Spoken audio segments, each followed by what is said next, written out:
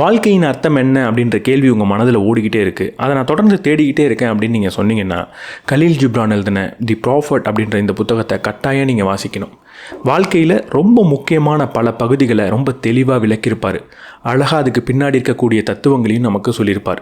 இந்த புத்தகத்தை எழுத கலீல் ஜிப்ரான் மாதிரியான ஒரு சிறந்த எழுத்தாளருக்கு 12 வருஷம் ஆச்சான். அப்போ இந்த புத்தகம் எவ்வளவு உயரிய கருத்தை நமக்கு சொல்லும் அப்படின்னு யோசிச்சு பாருங்கள். இன்றைக்கி இந்த புத்தகத்தில் படித்த விஷயங்களை உங்க கூட ஷேர் பண்ணிக்க போகிறேன். இந்த புத்தகத்தோட சம்மரியை உங்க கூட ஷேர் பண்ணிக்க போகிறேன். நம்ம சேனலுக்கு நீங்கள் புதுசாக இருந்தீங்கன்னா, நான் படிக்கிற புக்ஸோட சம்மரிஸ் அப்லோட் பண்ணுவேன். நான் படித்ததுலேயே எனக்கு ரொம்ப பிடிச்ச விஷயத்தை உங்க கூட ஷேர் பண்ணிப்பேன். நான் படித்ததுலேயே நல்ல புக்ஸை உங்களுக்கு ரெக்கமெண்ட் பண்ணவும் செய்வேன். அதெல்லாம் உங்களுக்கு பிடிக்கும் அப்படின்னா நம்ம சேனலுக்கு சப்ஸ்கிரைப் பண்ணிவிட்டு பெல் பட்டனை ப்ரெஸ் பண்ணிவிடுங்க.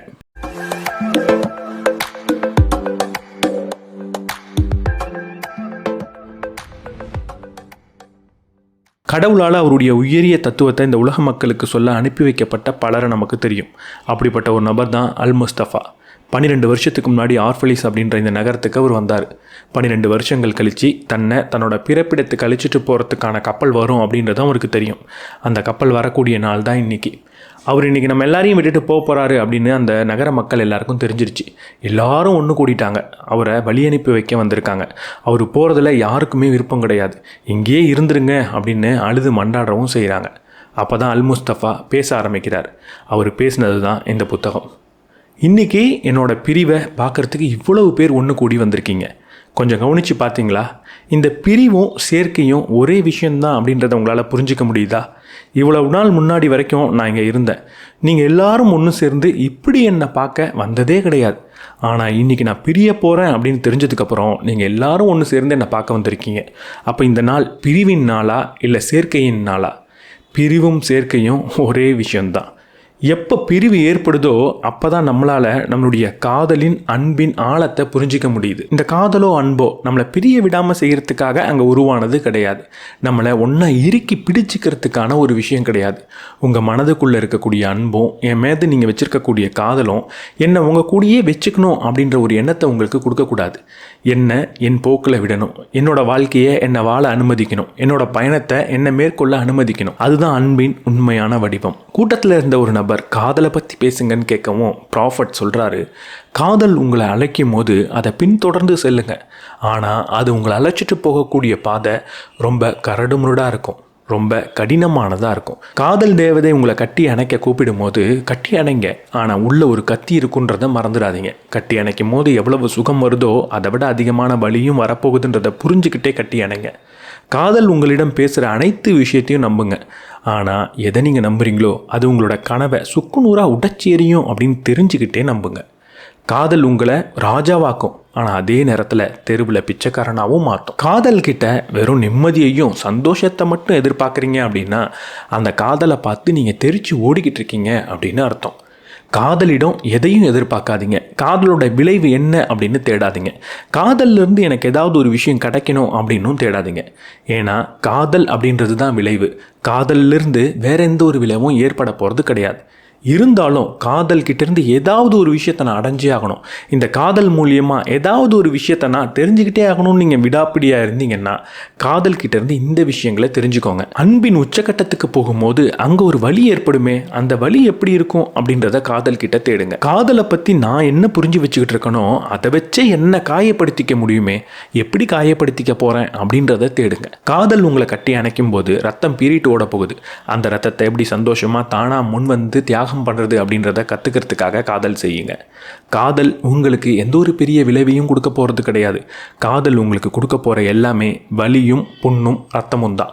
ஆனால் இதை விட சந்தோஷம் தரக்கூடிய ஒரு விஷயம் இந்த உலகத்தில் கிடையாது. இதை விட அழகான ஒரு விஷயம் உங்களுக்கு கிடையாது.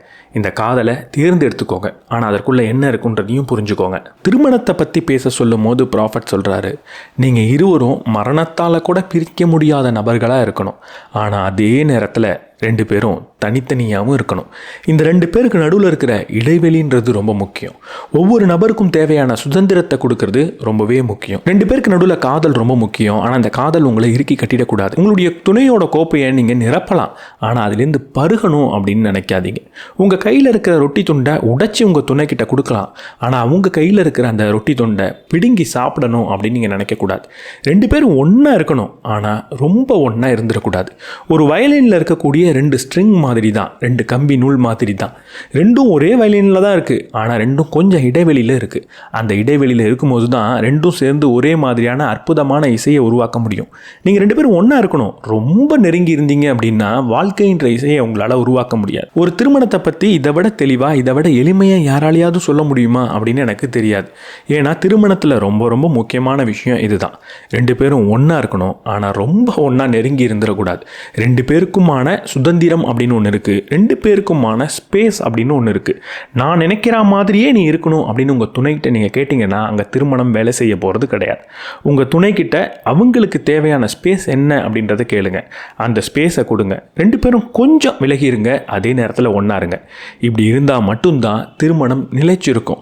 இப்படி இருந்தால் மட்டும்தான் இந்த திருமணத்திலிருந்து ஒரு அழகிய வாழ்க்கைன்ற இசை உங்களுக்கு வெளியில் வரும். உங்கள் திருமணத்தில் ஏதாவது ஒரு பிரச்சனை இருக்குது, என் வாழ்க்கை துணையோடு எனக்கு பிரச்சனை வந்துக்கிட்டே இருக்குன்னா ஒரே ஒரு கேள்வியை கேளுங்க. அவங்களுக்கு எந்த இடம் வேணும் அதை நான் கொடுக்கறதில்ல, எனக்கு என்ன இடம் வேணும் அதை அவங்க கொடுக்காம வச்சுக்கிட்டு இருக்காங்க.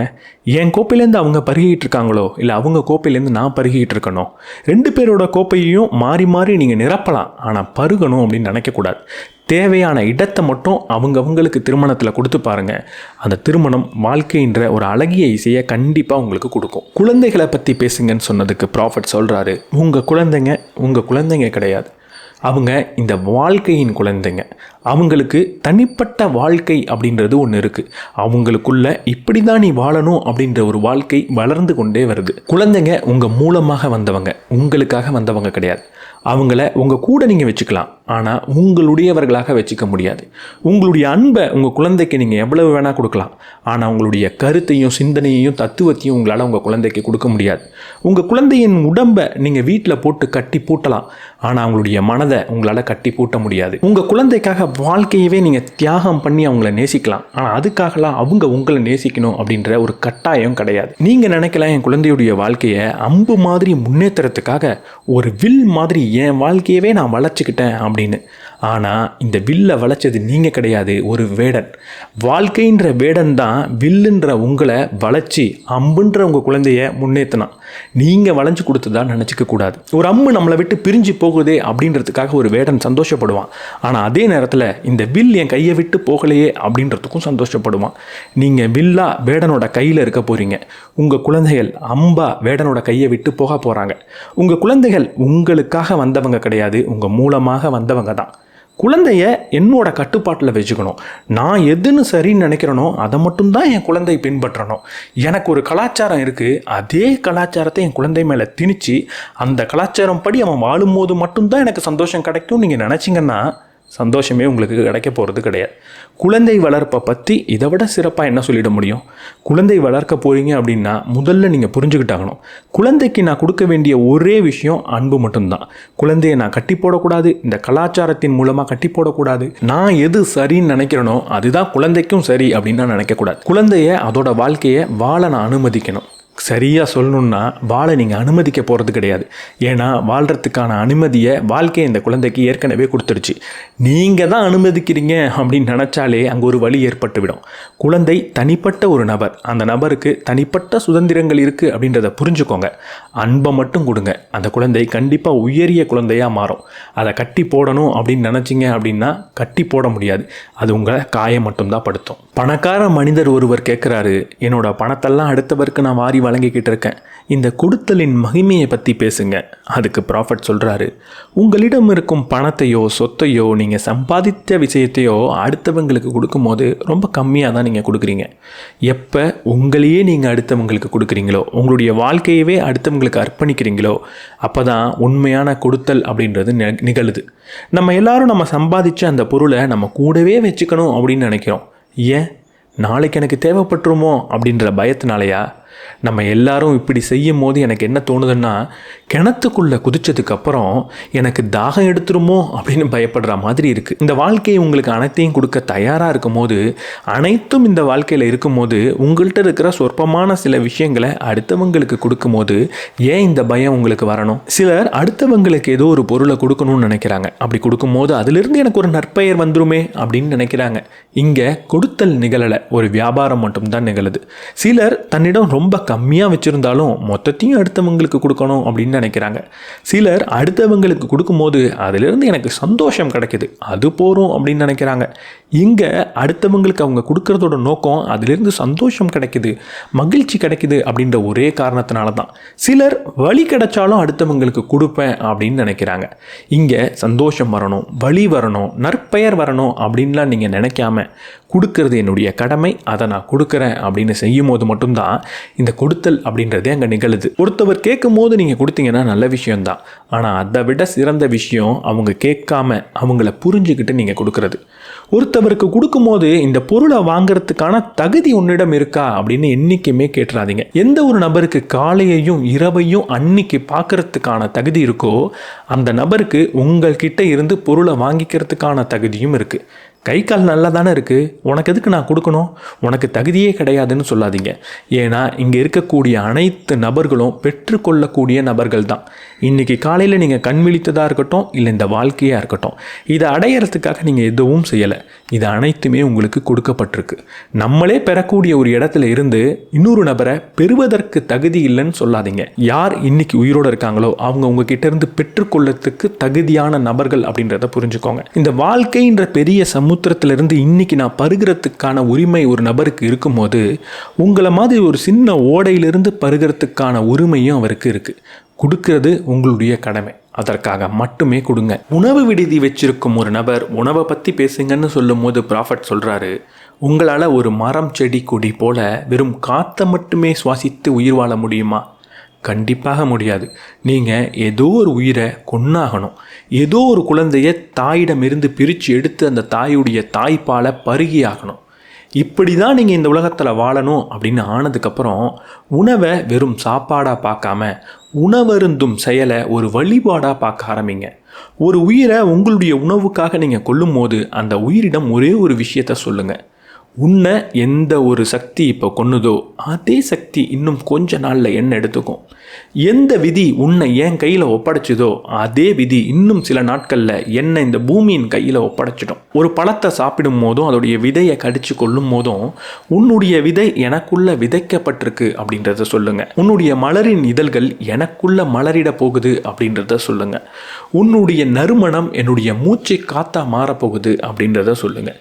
ஒரு உணவை கொன்று சாப்பிடும்போது நானும் சாக போகிறேன்றதை நினைவூட்டி கொள்ளுங்கள். நம்ம ஸ்டாய்சிசம் பற்றி தொடர்ந்து பேசிக்கிட்டு இருக்கோம். இந்த மெமெண்டோ மோரி, நானும் இன்னும் கொஞ்ச நாளில் இறந்து போக போகிறேன்றதை அடிக்கடி நமக்கு நினைவூட்டி கொள்வது எவ்வளவு முக்கியன்றதையும் பேசியிருக்கோம். ஒரு உணவு இருந்தும் போது நான் ஒரு உயிரை கொல்கிறேன், நானும் இன்னும் கொஞ்ச நாளில் இறந்து போக போகிறேன் அப்படின்னு ஞாபகப்படுத்திக்கிறது மிகப்பெரிய ஒரு வழிபாடு.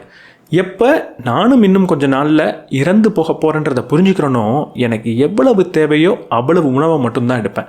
அதற்கு மேலே அந்த உணவை நான் எடுக்க மாட்டேன். ஒரு உயிரை கொன்று தான் ஒரு உணவை நான் சாப்பிட்றேன் அப்படின்னு எனக்கு தெரிஞ்சதுக்கப்புறம் அந்த உணவை நான் வீணடிக்க மாட்டேன். அந்த உணவை அடுத்தவங்களுக்கும் கொடுக்க செய்வேன். ஒவ்வொரு தடவை உணவு இருந்தும் போதும், அது ஒரு பழமாக இருக்கட்டும் இல்லை ஒரு ஆடாக இருக்கட்டும், நான் ஏதோ ஒரு உயிரை இன்னைக்கு கொன்னிருக்கேன் அப்படின்றத புரிஞ்சுக்கிட்டாகணும்.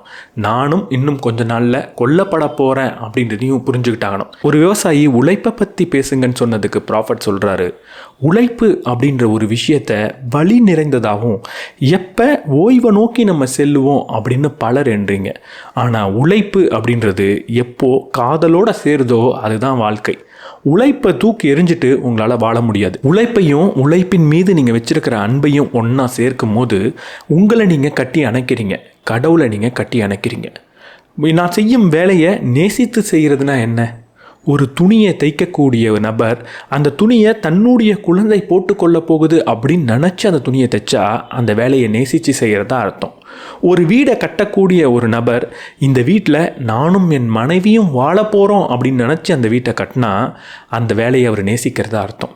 ஒரு உழவு தொழில் செய்யக்கூடிய நபர் விதையை தூவும் போது இதிலிருந்து வரக்கூடிய உணவை வச்சு தான் என் குடும்பம் உயிர் வாழ போகுது அப்படின்னு நினச்சி அந்த வேலையை செஞ்சால் அந்த வேலையை நேசிக்கிறதா அர்த்தம். சில சமயம் நீங்கள் சொல்கிற ஒரு விஷயம் என் காதுக்கு வருது, உலகத்திலேயே உழவு தொழில் செய்கிறவன் தான் சிறந்தவன் அப்படின்னு. சில சமயம் நீங்கள் சொல்லக்கூடிய வேறு ஒரு விஷயமும் என் காதுக்கு வருது, செங்கலை சூளையில் வைக்கும் போது அதே செங்கலை தன்னோட மனதில் வச்சானா அவன் உழவு தொழில் செய்கிறவனை விட சிறந்தவன் அப்படின்னு நீங்கள் சொல்கிறீங்க. ஆனால் நான் என்ன நினைக்கிறேன்னா, ஒரு காட்டுக்குள் வீசப்படக்கூடிய காத்துன்றது ஆலமரம் அப்படின்றதையும் பார்க்கறது கிடையாது, புல் அப்படின்றதையும் பார்க்கறது கிடையாது. எல்லாத்து மேலேயும் தன் நறுமணத்தை வீசிட்டு தான் அது போகுது. அதுபோல தான் இந்த வாழ்க்கையிலையும் இவங்க மட்டும்தான் சிறந்த வேலையை செய்கிறாங்க, இவங்க செய்யக்கூடிய வேலை சிறப்பானது இல்லை அப்படின்னு ஆயிடாது. எல்லா வேலையும் ஒன்று தான். ஆனால் அந்த வேலையை நீங்கள் ரசித்து நீங்கள் நேசித்து செஞ்சால் மட்டும்தான் அது வேலை. என்னால் என்னோட வேலையை நேசிக்க முடியாது அப்படின்னு நீங்கள் சொல்லிட்டீங்கன்னா அந்த வேலையை விட்டு விலகி போய் ஏதாவது ஒரு கோவிலின் வெளியில் பிச்சை எடுக்கிறது சிறந்தது அப்படின்னு ப்ராஃபட் சொல்கிறார். ஒரு திராட்சையை புளியும் பொழுது அதை நேசிக்காமல் நீங்கள் பிழிஞ்சிங்கன்னா அதுலேருந்து வர்றது திராட்சை ரசம் இல்லை, வெறும் விஷம் தான் அப்படின்னு சொல்கிறார். நம்ம வாழ்க்கையில் ஒரு நல்ல வேலையை செய்யணுன்னா எது நல்ல வேலை அப்படின்னு தேடவே கூடாது. எந்த வேலைக்கு எதிர்காலம் இருக்குது அப்படின்னும் தேடக்கூடாது. எந்த வேலையை என்னால் நேசிக்க முடியும் அப்படின்றத தேடினா மட்டும்தான் அது நல்ல வேலையாக அமையும். அந்த வேலையை மட்டும்தான் உங்களால் ரசித்து வேலை செய்ய முடியும். அதிலிருந்து பேரும் புகழும் பணமும் கிடைக்கலனா கூட அந்த வேலை மூலியமாக நீங்கள் வாழ்ந்துக்கிட்டு இருக்கிறதா உணர்வீங்க. இங்கே வாழ்க்கையை விட பெரிய விஷயம் எதுவும் கிடையாது. பணத்தையும் பேரையும் புகழையும் விட நம்மளோட வாழ்க்கை ரொம்ப ரொம்ப ரொம்ப முக்கியமான விஷயம். அந்த வாழ்க்கை எப்போ நமக்கு கிடைக்கும்னா நமக்கு பிடிச்ச வேலையை செய்யும் போது தான். இப்போ நான் சொன்னதில் ஒரு முரண்பாடு என்னென்னா, பிடிச்ச வேலையை செஞ்சிங்கன்னா கண்டிப்பாக பேரும் புகழும் பணமும் கூட உங்களை வந்து சேர்ந்துடும். பிடிச்ச வேலையை செய்யும் போது மட்டும்தான் சிறப்பாக வேலை செய்ய முடியும், நீண்ட காலத்துக்கு வேலை செய்ய முடியும், ஓய்வு பெறதை பற்றி சிந்திக்காமல் வேலை செய்ய முடியும், நேரம் போகிறது தெரியாமல் வேலை செய்ய முடியும். அப்படி வேலை செய்யும் போது நீங்கள் வேலையிலிருந்து எதெல்லாம் வேணும்னு நினச்சிங்களோ, எதுக்காகலாம் ஒரு வேலையை தேர்ந்தெடுக்கணும்னு நினச்சிங்களோ அதெல்லாம் தானாகவே கிடைக்கும். பிடிச்ச வேலையை செய்யுங்க. ஒரு பெண் இன்பத்தை பற்றியும் துன்பத்தை பற்றியும் பேசுங்கன்னு கேட்டதுக்கு ப்ராஃபட் சொல்கிறாரு, இன்பம் அப்படின்றது துன்பம் முகமுடியை கிளட்டும் பொழுது நமக்கு கிடைக்கக்கூடிய விஷயம். இன்பம் எங்கேருந்து கிடைக்குதோ அதே இடத்துலேருந்து மட்டும்தான் உங்களுக்கு கண்ணீரும் வழிந்து ஓடக்கூடும். எவ்வளவு ஆழமான துன்பத்தை உங்களால் உள்ளே வச்சுக்க முடியுதோ அதே அளவு இன்பத்தை தான் உங்களாலையும் உள்ளே வச்சுக்க முடியும். எந்த ஒரு மது கோப்பையை பார்த்து இன்பம்னு நீங்கள் நினைக்கிறீங்களோ அதே கோப்பை தான் என்றோ ஒரு நாள் ஒரு குயவனுடைய நெருப்பில் வெந்தும் தணிஞ்சுது. ரொம்ப பெரிய மகிழ்ச்சி உங்களுக்கு கிடைக்கும் போது உள்ளே ஒத்து பாருங்க, எது மிகப்பெரிய துன்பத்தை உங்களுக்கு கொடுத்ததோ அதுவே இன்னைக்கு உங்களுக்கு இந்த இன்பத்தை கொடுத்துருக்கு. ரொம்ப பெரிய துன்பத்தில் இருக்கும்போது உள்ளே ஒத்து கவனிச்சிங்கன்னா எது எனக்கு ஒரு காலத்தில் மிகப்பெரிய மகிழ்ச்சியை கொடுத்ததோ அதுவே இன்றைக்கி எனக்கு இந்த துன்பத்தை கொடுத்துருக்கு அப்படின்னும் கவனிப்பீங்க. சிலர் மகிழ்ச்சி தான் துன்பத்தை விட பெரியது, வாழ்க்கைக்கு மகிழ்ச்சி தான் முக்கியம்னு சொல்லுவாங்க. சிலர் துன்பம் மகிழ்ச்சியை விட சிறந்ததுன்னு சொல்லுவாங்க. ஆனால் நான் என்ன சொல்வேன் அப்படின்னா ரெண்டுமே ஒன்று தான். உங்கள் வீட்டு வாசலில் உங்கள் கூட ஊஞ்சலில் மகிழ்ச்சி உட்கார்ந்து ஆடக்கூடிய அதே நேரத்தில் தான் உங்களுடைய படுக்கையில் துன்பம் படுத்து தூங்கி கொண்டு இருக்குது. நம்ம வாழ்க்கையில் அமைதி வேணும்னா ஒரு விஷயத்தை புரிஞ்சுக்கிட்டாங்கணும், இன்பமும் துன்பமும் தவிர்க்க முடியாத விஷயம், ரெண்டும் ஒரே விஷயம்தான். இன்பம் வரும்போது துன்பத்தை அது கூடவே கூட்டிகிட்டு வரும், துன்பம் வரும்போது இன்பத்தையும் கூட்டிகிட்டு வரும். இந்த இன்ப துன்பத்துக்கு ஒரு அலட்சியத்தை காட்டும் போது மட்டும்தான் வாழ்க்கை நிம்மதியாக இருக்கும். இதை நமக்கு ஸ்டாய்சிசமும் பல தடவை சொல்லி கொடுத்துருக்கு. ஒரு நபர் வீட்டை பற்றி பேச சொன்னதுக்கு ப்ராஃபட் சொல்கிறாரு, உங்களுடைய முன்னோர்கள் பயத்தின் காரணமாக தான் இந்த கதவுகளை உருவாக்குனாங்க. ஆனால் இன்னைக்கு இந்த கதவுகள் எதை மூடி மறைக்குது, எதை உள்ளே போட்டு பூட்டி கொள்ளுது? விருந்தாளியாக சில பொருட்கள் உங்கள் கதவை தாண்டி வீட்டுக்குள்ளே வருது. அந்த பொருட்கள் சில நாட்களுக்கு விருந்தாளியாக இருக்குது, உங்களுக்கு மகிழ்ச்சியை கொடுக்குது. ஆனால் சில நாட்களுக்கு பிறகு உங்களுடைய எஜமான்களாக அது மாறுது. வீட்டுக்குள்ளே நீங்கள் வாங்கி வச்சிக்கக்கூடிய பொருட்கள் உங்களுடைய விருந்தாளிகள்ன்றதை நீங்கள் மறந்துடக்கூடாது. அதை உங்களுடைய எஜமானராக நீங்கள் ஆக விடவே கூடாது. ஒரு குழந்தையை வீட்டுக்குள்ளே போட்டு பூட்டுறது ரொம்ப கடினமானதாக இருக்குது. அந்த குழந்தை எப்பெல்லாம் முடியுமோ அப்பெல்லாம் வெளியே தப்பிச்சு ஓடுது. அதுதான் மனிதனுடைய இயல்பு. ஆனால் இன்றைக்கி நம்ம வீட்டு கதவு வழியாக உள்ளே போக முடியல அப்படின்றதுக்காக ரக்கையை மடக்கி கொள்கிறோம்.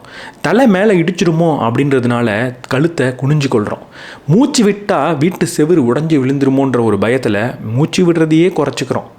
இந்த வாழ்க்கைன்ற பெரிய கப்பலை வீடுன்ற சின்ன நங்கூரத்தால் நிறுத்த முடியாது.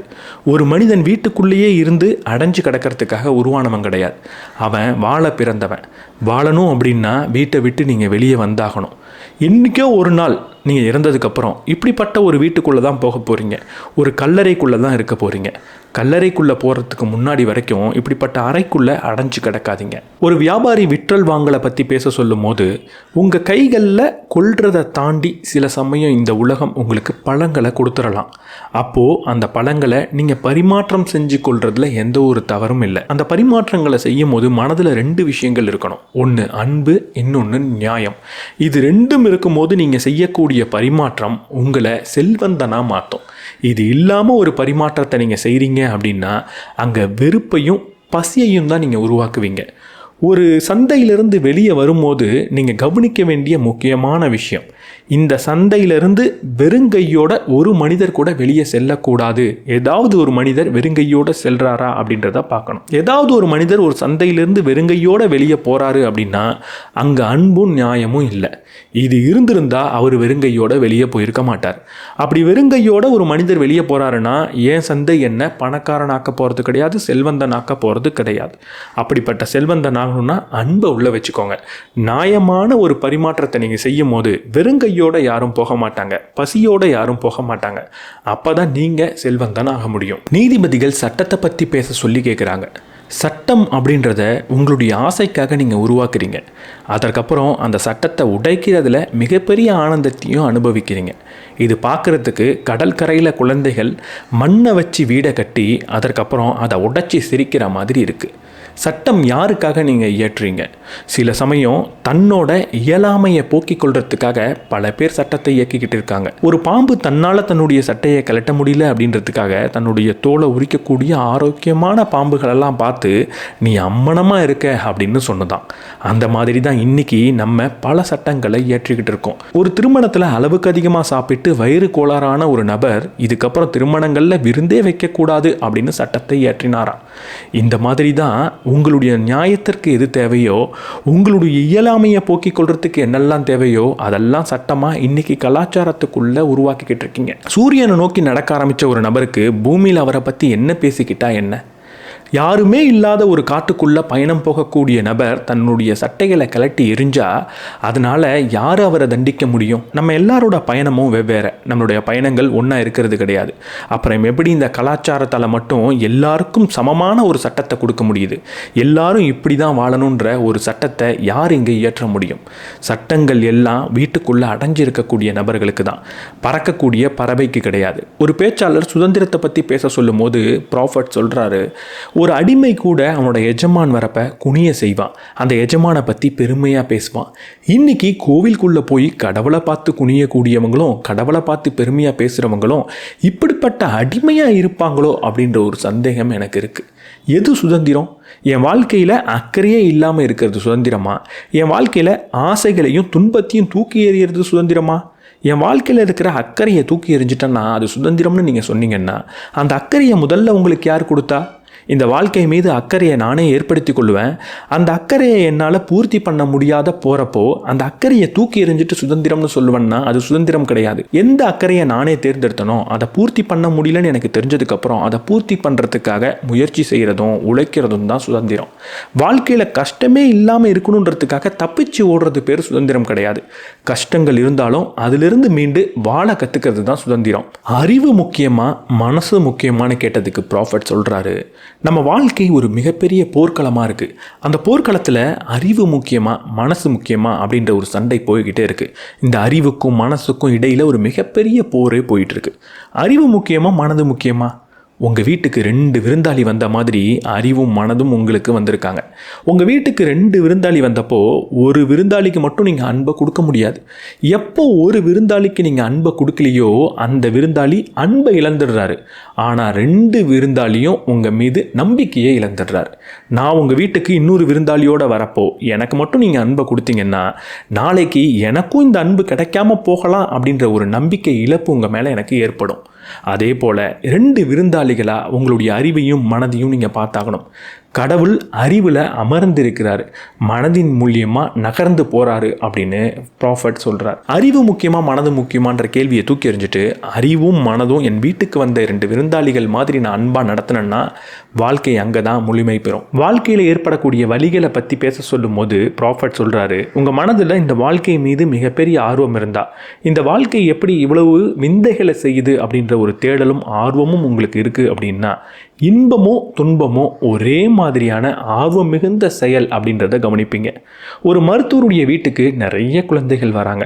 அந்த குழந்தையில் ஒரு குழந்தைக்கு மட்டும் உடல் நலம் சரியில்லை. அப்போ மருத்துவர் மற்ற குழந்தைகளுக்கு இனிப்பையும் அந்த ஒரு குழந்தைக்கு மட்டும் ஒரு மருந்தையும் கொடுப்பாரு. மருந்து கசக்க தான் செய்யும். நம்ம வாழ்க்கையிலையும் அப்பப்போ இப்படிப்பட்ட வழிகள் வரும். அது இந்த வாழ்க்கை நமக்கு கொடுக்கக்கூடிய மருந்து தானே தவிர இந்த வாழ்க்கைக்கு நம்ம மீது அக்கறை இல்லை அப்படின்னு நம்ம நினச்சிடக்கூடாது. எப்போ வலி வருதோ, எப்போ இந்த மருந்து நமக்கு கொடுக்கப்படுதோ, அப்போ இந்த மருத்துவர் மீது ஒரு நம்பிக்கையை வச்சு, இந்த வாழ்க்கை மீது ஒரு நம்பிக்கையை வச்சு அந்த மருந்தை உட்கொண்டோம் அப்படின்னா அடுத்த சில நாட்களில் நமக்கு கட்டாயம் இனிப்பும் கிடைக்கும். ஆனால் மருந்து கொடுக்கப்படும் போது இந்த மருந்து எனக்கு வேணாம், என் வாழ்க்கை என்ன ஒழுங்காக நடத்தலை அப்படின்னு கோவப்பட்டா இனிப்பு கிடைக்கிறது தள்ளி தான் போகும். வலி எப்பெல்லாம் கிடைக்குதோ அதை வாழ்க்கையின் விந்தையாக நினச்சி ரசித்து அனுபவிச்சிங்கன்னா இன்பத்தை இன்னும் அதிகமாக உங்களால் ரசிக்க முடியும். ஒரு இளைஞன் நட்பை பற்றி பேச சொல்லும் போது உங்கள் தேவையின் பதில் தான் நட்பு அப்படின்னு சொல்கிறார். நட்பு அப்படின்றது ஒரு வயல்வெளி மாதிரி. அதில் அன்பை நீங்கள் விதைக்கணும், நன்றியை அறுவடை செய்யணும். அன்பை விதைத்து வேற ஏதோ ஒரு விஷயம் நமக்கு கிடைக்கும் அப்படின்னு எதிர்பார்த்து இருக்கக்கூடாது. உங்கள் நட்போடு நீங்கள் பேசும்போது அவன் முடியாதுன்னு சொல்லிடுவானோ அப்படின்னு நீங்கள் பயப்படவும் கூடாது. அதே நேரத்தில் அவன் சரி முடியும் அப்படின்னு சொன்னால் அதை இறுக்கி பிடிச்சிக்கவும் கூடாது. ஒரு நட்பு உருவாக எந்த ஒரு காரணமும் தேவை கிடையாது. ஒரு நண்பனோட நேரத்தை கொள்வது எப்படி அப்படின்னு சிந்திக்கவே கூடாது. ஒரு நண்பனோட நேரத்தை வாழ்கிறது எப்படி அப்படின்னு தான் நீங்கள் சிந்திக்கணும். நண்பன் உங்களுடைய தேவையை பூர்த்தி செய்யலாம், என்றைக்குமே உங்களோட வெற்றிடத்தை அவன் பூர்த்தி செய்யக்கூடாது. ஒரு விஷயத்தை நான் கற்றுக்கணும், என் வாழ்க்கையில் நான் முன்னேறணும், அப்படிப்பட்ட தேவைகளை பூர்த்தி செய்கிறதுக்கு பேர் தான் நட்பே தவிர எனக்கு என்ன செய்கிறதுனே தெரியல, ரொம்ப சலிப்பாக இருக்குது, ரொம்ப போர் அடிக்குது, அதனால ஏதாவது செய்கிறதுக்கு ஒரு மனிதன் எனக்கு வேணும் அப்படின்னு நினச்சா அது நட்பே கிடையாது. நகரத்தோட பெரியவர்கள் நல்லது கெட்டதை பற்றி பேச சொல்கிறப்போ ப்ராஃபட் சொல்கிறாரு, நல்லதுன்னா எனக்கு என்னன்னு தெரியுது, ஆனால் கெட்டதுன்னா என்னன்னு என்னால் புரிஞ்சிக்க முடியல. சில சமயம் நல்லது இல்லை அப்படின்றதுனால அதை நம்ம கெட்டது அப்படின்னு நினைக்கிறோம். ஒரு வீடு சண்டை போட்டதுனால 2ஆக பிரிஞ்சு போகலாம். 2ஆக பிரிஞ்சு போனதுனால அந்த வீட்டுக்குள்ளே திருடன் இருக்கான் அப்படின்னு அர்த்தம் கிடையாது. ஒரு கப்பலில் இருக்கிற திசை காட்டி காணா போனதுன்னா அந்த கப்பல் அங்கேயும் இங்கேயும் அலையும், ஆனால் என்றைக்குமே அந்த கப்பல் கீழே முழுகாது. நம்மள்கிட்ட நல்லது நிறைய இருக்குது, ஒருவேளை நல்லது இல்லாமல் போனதுன்னா இந்த கப்பல் மாதிரி தான், நம்ம இங்கேயும் அங்கேயும் அலையலாம், ஆனால் முழுகிட மாட்டோம், அதாவது கெட்டதாக மாறிட மாட்டோம். சில சமயம் இதுதான் நல்லது, இது கெட்டது அப்படின்னு நம்ம ஒரு முடிவுக்கு வந்துடுறோம். ஒரு பழம் அடுத்தவங்களுக்கு உணவாக கொடுக்குது, ஆனால் வேர் அடுத்தவங்களுக்கு உணவை கொடுக்கறதுக்கு பதிலாக வெளியிலிருந்து உணவை எடுத்துக்குது. அதனால பழம் வேரை பார்த்து நீ அடுத்தவங்களுக்கு உணவை கொடுக்கறது கிடையாது, அதனால நீ கெட்டது அப்படின்னு சொல்லிட முடியாது. உணவை கொடுக்கறது பழத்தோட வேலை, உணவை எடுத்துக்கிறது வேரோட வேலை. அதோட வேலையை செய்கிறப்போ நல்லதாக தான் இருக்குது. அதோட வேலையை செய்யாமல் போகிறதுனால அது கெட்டதாகவும் மாறிடுறது கிடையாது. உயரிய கருத்துக்களை பேசுகிறப்போ நாக்கு நல்லது செய்யுது, ஆனால் தூக்கத்தில் உளர்றப்போ அது கெட்டது செய்து அப்படின்னு நம்மளால் சொல்ல முடியாது. ஏன்னா தூக்கத்தில் எந்த நாக்கு உளருதோ அதே நாக்கு தான் நல்லதையும் பேசுது. இப்போ நாக்கை நம்ம நல்லது அப்படின்னு சொல்ல முடியுமா, இல்லை கெட்டது அப்படின்னு சொல்ல முடியுமா? ப்ரேயரை பற்றி பேச சொல்லி சாமியார்கள் கேட்க, நீங்கள் வாழ்க்கையில் கஷ்டப்படும் போது நிறைய ப்ரேயர் பண்ணி பார்த்துருக்கேன், ஆனால் என்றைக்காவது சந்தோஷமாக இருக்கும்போது கடவுள்கிட்ட ப்ரேயர் பண்ணியிருக்கீங்களா? நான் கஷ்டப்படும் போது மட்டும்தான் உன்னை தேடி வந்து உனக்காக நான் ப்ரேயர் பண்ணுவேன், உன்னோட பேசுவேன் அப்படின்னா, ஒருவேளை கடவுள் அங்கே உண்மையாக இருந்து உங்களை அவர் நேசித்து நீங்கள் அடிக்கடி அவர்கிட்ட வந்து பேசணும்னு ஆசைப்பட்டுட்டு இருந்தாருன்னா உங்களுக்கு கஷ்டத்தை மட்டும்தானே திரும்ப திரும்ப கொடுப்பாரு. அதை கொடுக்கும்போது மட்டும்தானே நீங்கள் திரும்ப அவர்கிட்ட வந்து பேசுவீங்க. எனக்கு இந்த பொருள் வேணும், அந்த பொருள் வேணும் அப்படின்னு உங்கள்கிட்ட இல்லாத விஷயத்தை கடவுள்கிட்ட கேட்கறதுக்காக மட்டும்தான் கடவுளை பார்க்க போகிறீங்க அப்படின்னா, உங்களை அடிக்கடி பார்க்கணுன்னு ஆசைப்படக்கூடிய அந்த கடவுள் உங்களுக்கு அந்த பொருளை எப்படி கொடுப்பாரு? அதை கொடுக்காம இருந்தால் மட்டும்தானே நீங்கள் திரும்ப திரும்ப அவர்கிட்ட போவீங்க. ப்ரேயர்னா என்னன்றதை என்னால் சொல்லித்தர முடியாது, ஆனால் என்கிட்ட இருக்கிற விஷயத்துக்கு உண்மையாக நன்றி உணர்வை காட்டுறதை தவிர வேற எதையும் ப்ரேயராக நான் பார்க்கறது இல்லைன்னு ப்ராஃபட் சொல்கிறாரு. மகிழ்ச்சியை பற்றி பேச சொல்லும் போது ப்ராஃபட் சொல்கிறாரு, மகிழ்ச்சி சுதந்திரத்தின் பாடல், சுதந்திரம் கிடையாது, ஆசையின் மலர். பழம் கிடையாது. இளைஞர்கள் மகிழ்ச்சியை மட்டுமே நோக்கமாக வச்சு தேடி செல்லும் பொழுது அவங்கள நான் குறை சொல்ல மாட்டேன். ஏன்னா மகிழ்ச்சியை பற்றி தேடி போகிறாங்களே அப்படின்ற கவலை எனக்கு கிடையாது. ஏதோ ஒரு விஷயத்தை தேடுறாங்களேன்ற சந்தோஷம் தான் எனக்கு இருக்குது. வயதான ஒரு மனிதனின் கதை எனக்கு தெரியும். கிழங்குக்காக தோண்டி கடைசியில் புதையல் கிடைச்ச கதையை நான் கேள்விப்பட்டிருக்கேன். மகிழ்ச்சியை தேடுறாங்களேன்னு கவலைப்படுறத விட தேடுறாங்களேன்ற சந்தோஷம் தான் எனக்குள்ளே இருக்குது. மகிழ்ச்சியை மொத்தமாக புறக்கணிக்கிறது தான் வாழ்வின் அர்த்தத்தை நமக்கு காட்டும்னு சொல்கிறதுலையும் எனக்கு உடன்பாடு கிடையாது. ஒரு தேனீக்கு மலர் வாழ்வின் ஊற்று, அதே போல தான் ஒரு மலருக்கு தேனி ஒரு காதலின் தூது. இங்கே தேனி பெறுறதுல மகிழ்ச்சி அடையுது, ஒரு மலர் கொடுக்கறதுல மகிழ்ச்சி அடையுது. நீங்களும் வாழ்க்கையில் சில சமயம் தேனியாவோ மலராகவும் இருக்க வேண்டிய தேவை ஏற்படும். தேனியாவோ மலராவோ நீங்கள் இருக்கும்போது மகிழ்ச்சின்றதை தவிர்க்க முடியாத விஷயம். இன்னைக்கு எனக்கு மகிழ்ச்சி வேணான்னு நீங்கள் ஒதுக்கி வச்சிங்கன்னா நாளைக்காக அது உங்களுக்கு கட்டாயம் காத்துக்கிட்டு இருக்கும். ஒரு கவிஞன் அழகை பற்றி பேச சொல்லும் போது இவர் கேட்குறாரு, அழகை எங்கே போய் உங்களால் தேட முடியும்? அது உங்களுடைய பாதையாகவும் உங்களுடைய வாழ்க்கையாகவும் இல்லாத பட்சத்தில் இந்த அழகை எங்கே போய் கண்டுபிடிப்பீங்க? நம்ம அழகானதுன்னு பல விஷயங்களை சொல்கிறதெல்லாம் உண்மையாக அழகானதா, இல்லை நமக்கு தேவையானதா, இல்லை நம்மளிடம் இல்லாத விஷயங்களை நம்ம அழகுன்னு நினச்சி கொண்டு இருக்கிறோமா? அழகான விஷயன்றது கண்ணால் பார்க்க வேண்டிய ஒரு படமோ காதால் கேட்க வேண்டிய ஒரு இசையோ கிடையாது. கண்ணை மூடி பார்க்க வேண்டிய ஒரு படம், காதை மூடி கேட்கப்பட வேண்டிய ஒரு இசை அப்படின்னு சொல்கிறார். கடைசியாக மரணத்தை பற்றி என்ன நினைக்கிறீங்கன்னு கேட்டதுக்கு அவர் சொல்கிறாரு, மரணத்தோட ரகசியத்தை நீங்கள் தெரிஞ்சுக்கணுன்னா அதை வாழ்க்கைக்குள்ளே தான் தேடணும். ஏன்னா வாழ்க்கையும் மரணமும் பிரிக்க முடியாத ஒரு விஷயம். வாழ்க்கையும் மரணமும் ஒரே விஷயம். ஒரு நதிக்கு எப்படி கடல் இருக்கோ, எப்படி நதியும் கடலும் ஒரே விஷயமா இருக்கோ, அதுபோல தான் ஒரு மனிதனுடைய வாழ்க்கையும் மரணமும் ஒரே விஷயமா இருக்குது. மரணத்தை பார்த்து பயப்படுவது எப்படின்னா, ஒரு ஆடு மேய்ப்பவன் ஒரு மன்னர் கட்டி அணைக்கும் போது அவன் கால் நடுங்கும். அது மாதிரி தான் மரணத்தை பார்த்து பயப்படுறது அப்படின்னு சொல்றார். ஒரு மன்னர் நம்மளை கட்டி அணைச்சிருக்காருன்னு சந்தோஷப்படுற அதே நேரத்தில் தான் அவனுடைய காலும் நடுங்குது. வாழ்க்கையை சந்தோஷமா வாழ்ற அதே நேரத்தில் தான் மரணம் வந்துருமோ அப்படின்ற பயமும் நமக்குள்ள வருது. கொஞ்சம் நல்லா யோசிச்சு பார்த்தா இந்த சந்தோஷமான வாழ்க்கையையும் மரணத்தையும் கொடுக்கறது ஒரே விஷயம்தான். ரெண்டும் வேற வேற இல்லை அப்படின்றதையும் நம்மளால புரிஞ்சுக்க முடியும். அல்முஸ்தபா இப்படி நிறைய விஷயங்களை பேசி முடிச்சதுக்கு அப்புறம் ஊர் மக்கள் எங்களுக்காக இன்னைக்கு நிறைய விஷயங்களை நீங்கள் சொல்லி கொடுத்துருக்கீங்க, எங்களிடம் நிறைய விஷயங்களை பேசியிருக்கீங்க, இது அனைத்தையும் நான் மனதில் வச்சுப்போம் அப்படின்னு சொல்கிறாங்க. நான் அதிகமான விஷயங்களை இன்றைக்கி பேசினேன்னா இல்லை அதிகமான விஷயங்களை காது கொடுத்து கேட்டேனா? நீங்கள் பேசின ஒவ்வொரு விஷயத்தையும் நான் காது கொடுத்து கேட்டேன். அதே போல் நான் பேசின விஷயத்தையும் காது கொடுத்து கேட்டேன். இன்றைக்கி உங்கள் கேள்வி மூலியமாக நானும் பல விஷயங்களை கற்றுக்கிட்டேன். நான் சொன்ன விஷயங்களை உங்களால் எப்படி மறக்காமல் இருக்க முடியும்? ஒரு நாள் நான் சொன்ன விஷயங்களை நீங்கள் மறப்பீங்க, என்னையும் நீங்கள் மறப்பீங்க. அன்னைக்கு நான் கண்டிப்பாக திரும்ப வருவேன் அப்படின்னு சொல்லி தன்னோட கப்பலில் ஏறி பயணம் மேற்கொள்கிறாரு அல்முஸ்தபா. இந்த மாதிரி இந்த புத்தகம் முடிவடைவும் செய்யுது. இந்த புத்தகத்தில் வாழ்க்கைக்கு தேவையான பல தத்துவங்களை, ரொம்ப புதுமையான கருத்துக்களை, ரொம்ப அழகான ஒரு பொயட்டிக் வேலை சொல்லியிருந்தாங்க. சில சமயம் புத்தகம் இந்த மாதிரி ஒரு பொயட்டிக் வேலை இருக்கிறப்போ ரொம்ப டீட்டெயில்டாக போய் எக்ஸ்பிளைன் பண்ண வேணாம் அப்படின்னு எனக்கு தோணும். கொஞ்சம் ஷார்ட் அண்ட் கிறிஸ்பாக முடிச்சுக்கலாம் அப்படின்னு தோணும். தேவையில்லாமல் ரொம்ப டீட்டெயில்டாக எக்ஸ்பிளைன் பண்ணால் இந்த கவிஞர் உங்களுக்கு என்னதை சொல்லணும்னு நினைக்கிறாரோ அதை விட்டுட்டு நான் என்ன சொல்லணும்னு நினைக்கிறேனோ அதை கடத்திடுவணும் அப்படின்ற ஒரு பயம் இருக்குது. அதனால் அவர் சொன்னதை அப்படியே உங்களுக்கு சொல்லணும்னு நினைக்கும் போது வீடியோவோட லென்த் கொஞ்சம் கம்மியாக வரும். இந்த வீடியோவோட லென்த் என்னதாக இருக்குது அப்படின்னு நீங்கள் கமெண்ட் செக்ஷனில் கம்ப்ளைண்ட் பண்ணாதீங்க. ஒருவேளை இந்த புத்தகத்திலேருந்து நான் கற்றுக்கிட்டதை டீட்டெயில்டாக நான் எக்ஸ்பிளைன் பண்ணணும், நான் என்ன புரிஞ்சுக்கிட்டேன், நான் அதை எப்படி பார்க்குறேன் அப்படின்லாம் தெரியணும்னா அதை நீங்கள் கமெண்ட் செக்ஷனில் சொல்லுங்கள். வேணா நான் வேறு ஒரு வீடியோவில் ட்ரை பண்ணுறேன். ஆனால் இந்த புத்தகத்தில் சொல்லியிருக்கிறத இப்படி சொல்லும் போது தான் நல்லாயிருக்கும் அப்படின்னு தோணுது. சில விஷயங்கள்லாம் 20 செகண்ட்லேயே நான் சொல்லி முடிச்சிருப்பேன் அப்படின்னு நினைக்கிறேன். தொடர்ந்து என்னோடய வீடியோவை நீங்கள் பார்த்துட்டு இருந்தீங்கன்னா மணிக்கணக்கில் பேசணும் அப்படின்னு நீங்கள் ஆசைப்படலாம். ஆனால் இந்த விஷயங்களை இவ்வளோ ஷார்ட்டாக சொல்லும் போது தான் நல்லாயிருக்கும் அப்படின்னு எனக்கு தோணுது. இதை பற்றி நீங்கள் என்ன நினைக்கிறீங்க அப்படின்றத கமெண்ட் செக்ஷனில் சொல்லுங்கள். இந்த வீடியோ உங்களுக்கு பிடிச்சிருந்தா லைக் பண்ணிவிட்டு உங்கள் நண்பர்களோட ஷேர் பண்ணுங்கள். நம்ம சேனலுக்கு நீங்கள் புதுசாக இருந்தீங்கன்னா சப்ஸ்கிரைப் பண்ணிவிட்டு பெல் பட்டனை ப்ரெஸ் பண்ணிவிடுங்க.